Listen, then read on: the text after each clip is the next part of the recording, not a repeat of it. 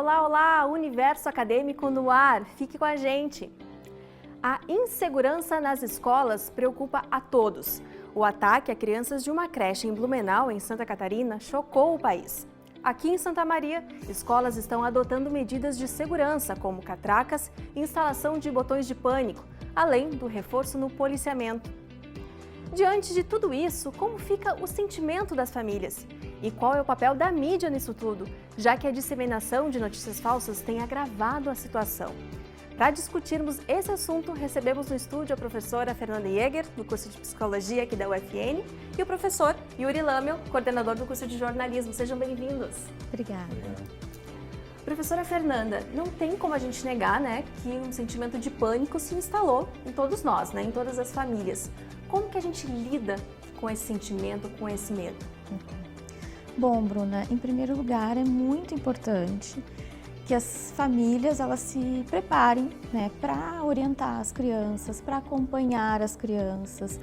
É fundamental ter um diálogo também muito próximo da escola, Como você mencionou, muitas escolas estão adotando um reforço na segurança para manter todas as pessoas, de certa forma, mais tranquilas, Porque realmente a escola é um ambiente de aprendizado em que esses alunos, para aprender, eles precisam estar seguros, se sentir seguros, A segurança ela é uma necessidade básica humana.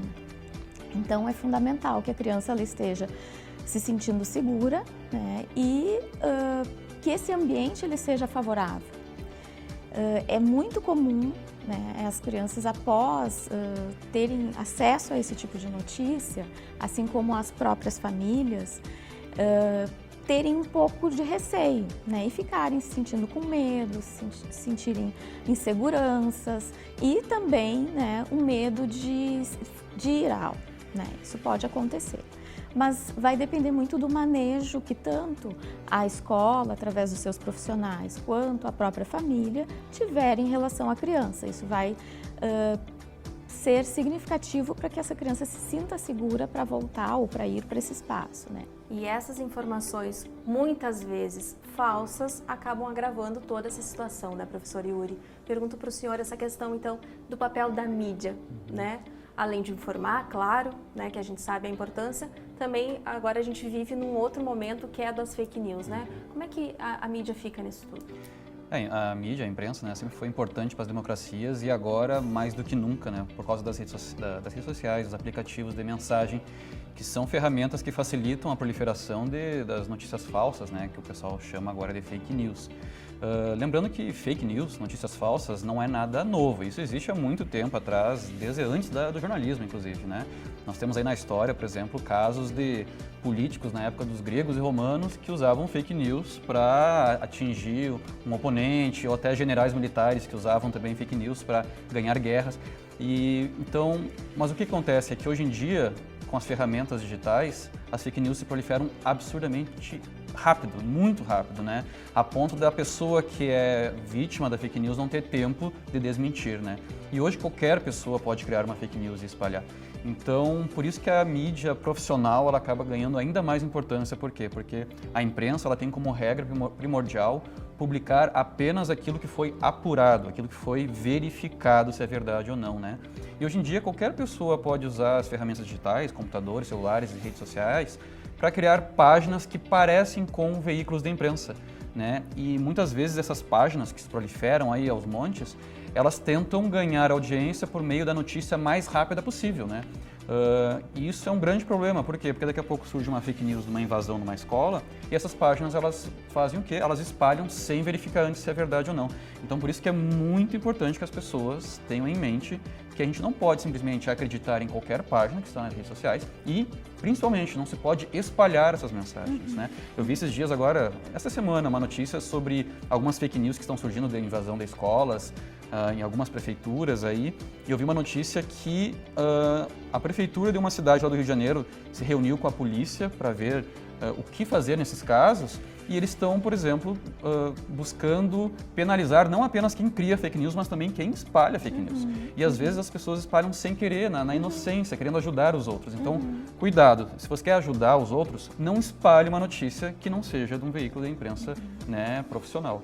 E a gente vê aqui, para combater isso, a própria mídia agora precisa, além, né, de noticiar a informação, desmentir os boatos, né, as notícias falsas. Exatamente, isso ocupa bastante tempo, né, e espaço na imprensa que a gente podia estar utilizando para outras funções muito importantes, inclusive, por exemplo, como prevenir esses ataques nas escolas, né? Mas não, daí a imprensa acaba tendo que desmentir isso que acaba surgindo da sociedade, né, de uma forma incontrolável. Influencia muito, né, professora Fernanda, na educação das crianças, porque a gente já vem de um tempo de pandemia. Daí mais agora esse sentimento de medo, né? Como é que fica o aprendizado? Como que as famílias podem trabalhar isso em casa, a sociedade como um todo? É fundamental que as famílias procurem se esclarecer também a respeito desses fatos, né? Então, muitas vezes é muito rápido, então a própria dinâmica familiar, o convívio de pais entre filhos é fundamental. Então, poder estar junto, poder estar acompanhando, tendo um momento de diálogos e orientando, né? Então, assim, a primeira coisa é se informar adequadamente nos meios, né, nos canais oficiais, né? Além disso, né, poder dialogar com a criança, né, passar tranquilidade para ela, mostrar que as pessoas que são responsáveis por essas instituições, né, pelo ensino, pela própria segurança dela, estão fazendo tudo o que é cabível para manter, né, este espaço seguro.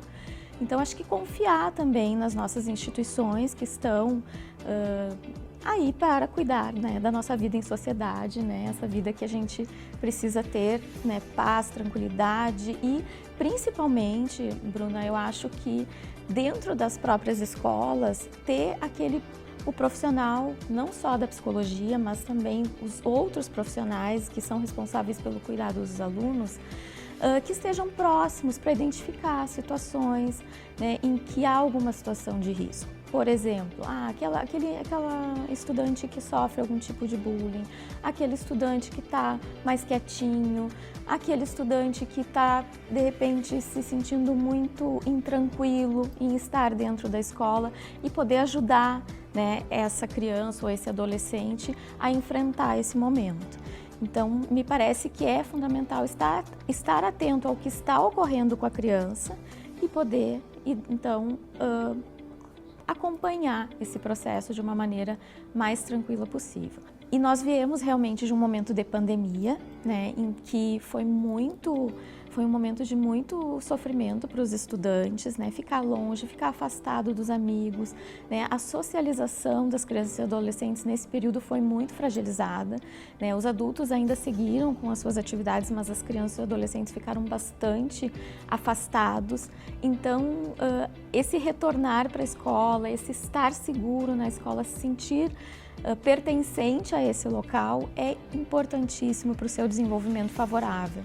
Então, se nós pudermos contribuir, né, enquanto sociedade, para que isso realmente se fortaleça, me parece que é fundamental, né, nós termos ações que garantam maior segurança, né, das nossas crianças nesses espaços. A professora entrou num ponto que eu acho que é muito importante, é que é a questão da socialização, que também, né, na medida que a gente presta atenção nisso, nas relações, a gente foge um pouquinho do mundo virtual, né, que hoje em dia as crianças estão muito ligadas e a gente sabe que tem os seus perigos, né, como a gente já comentou. Então é importante ter esse olhar, né, para a questão da socialização. Isso, inclusive a socialização no mundo virtual durante a pandemia, ela ficou muito acentuada. Então, nós, inclusive, em muitas situações a gente viu algumas dificuldades de adolescentes e crianças que tiveram muita dificuldade de voltar a conviver com outras crianças e outros adolescentes. Então, nesse sentido, o acesso a esse mundo virtual ele acaba confundindo essa criança, esse adolescente, com o que é real, o que não é real. Então, muitas vezes, uma informação que vem através das redes sociais, essa capacidade de filtrar essas informações, muitas vezes a criança não tem, né? É o adulto que vai ter que fazer essa orientação e esse acompanhamento. Ao encontro desse sentido, professor Yuri, a questão da educação para as mídias, né? A gente já falou aqui de certificada, a fonte, mas tem outras maneiras também que a gente possa educar a população para saber manusear as mídias? Eu acho que também tem o termo alfabetização midiática, existem alguns termos aí, né? Tem alguns pesquisadores que trabalham isso, sobre a importância de ensinar isso nas escolas, inclusive. Eu acho que a escola ela tem que pensar em formas de colocar esse conteúdo nos seus currículos, né? A competência de reconhecer e identificar que existem as fake news, notícias falsas, a habilidade de usar ferramentas para identificar se é ou não uma fake news, né? E a atitude de não compartilhar notícias que não foram verificadas. Enfim, as escolas elas precisam trabalhar isso, até porque, não apenas porque os estudantes estão aprendendo a mexer com a tecnologia, sem nenhuma guia, né, sem nenhum guia, mas também porque os estudantes podem ser vetores para levar para as casas, porque os pais dessas crianças não tiveram essa aprendizagem, né? Até porque não tinha tecnologia há algumas décadas atrás. Então, as crianças podem ser até os vetores, as pessoas que vão ensinar os seus familiares a trabalhar com as tecnologias. Então, eu acho que é uma prioridade para a sociedade trabalhar isso nas escolas, né? Um ponto importante também para a gente destacar é que a imprensa anunciou que não vai mais divulgar nome, nem o rosto, né, de agressores, né, de quem comete esse tipo de crime, porque se sabe que especialistas, né, reforçam que essa exposição pode estimular, né? E isso também nos reforça a importância do jornalismo profissional, né, professor? Exatamente. Algumas atitudes dentro do jornalismo, né, uma delas não é vender notícia a qualquer custo, né? Tem alguns veículos de imprensa mais populares que eles, além de trazer a informação, colocam, estampam o rosto do agressor. Isso tem estudos que mostram que isso acaba fazendo com que esses agressores alcancem seus objetivos, inclusive. Muitos deles têm como objetivo justamente atacar escolas ou outros lugares para ficarem famosos, para ficarem conhecidos, né?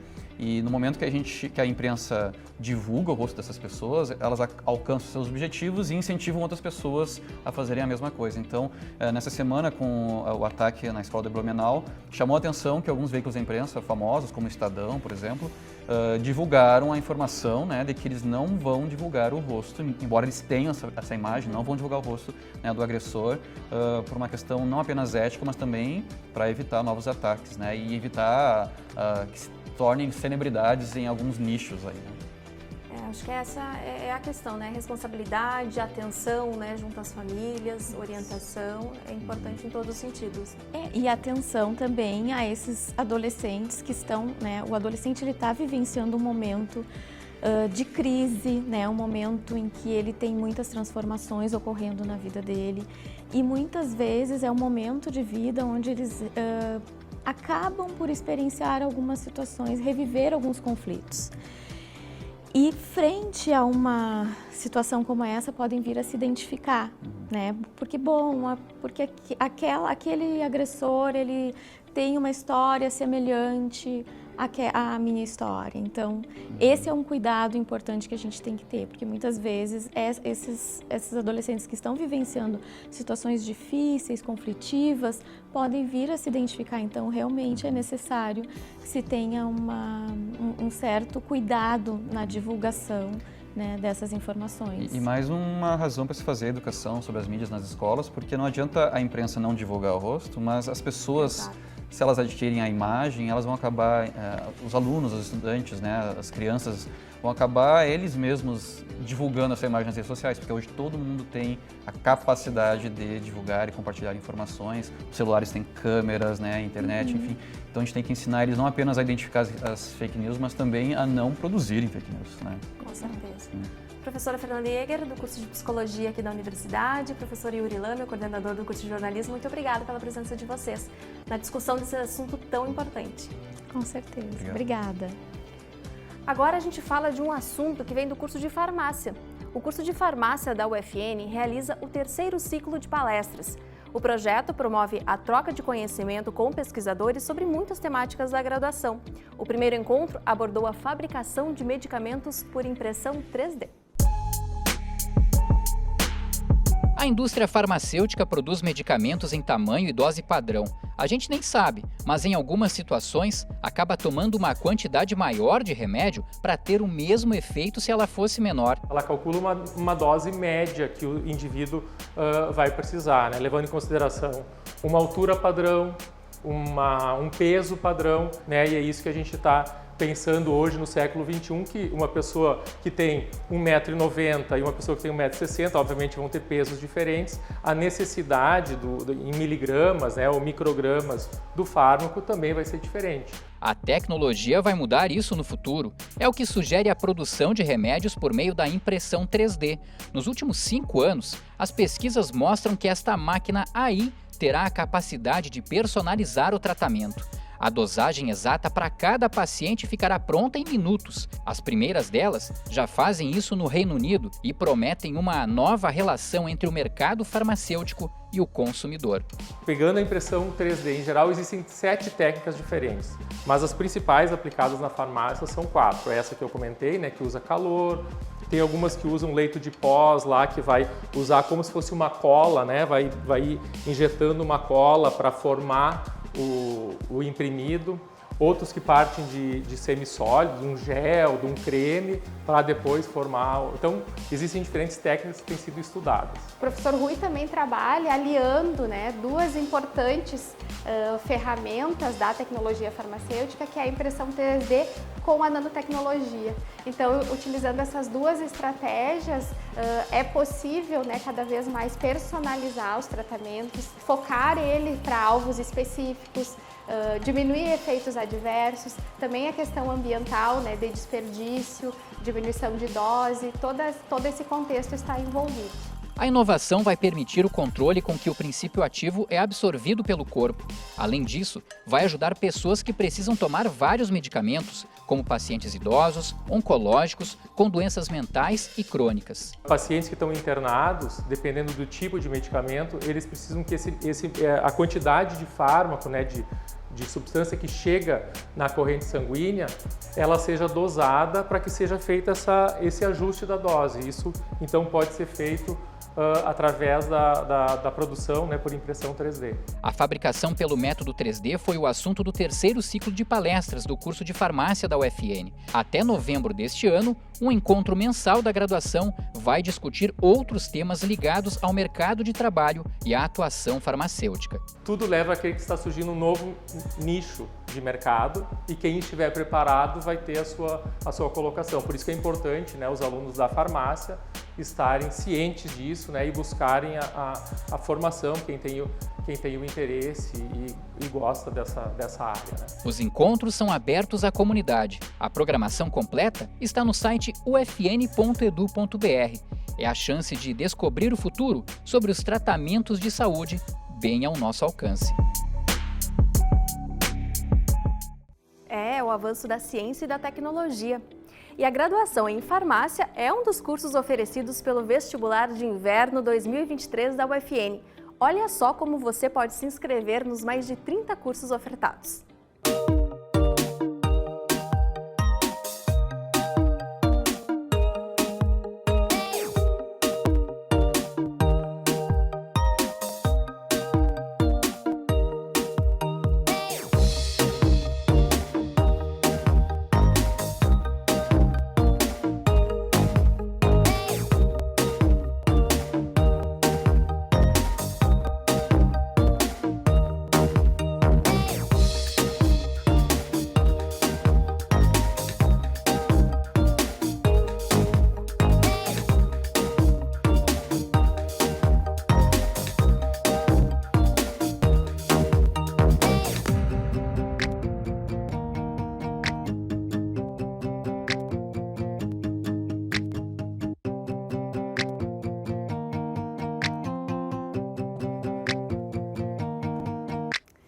E para saber mais sobre os cursos da UFN, um grupo de alunos do Colégio Santana veio até a universidade nesta semana.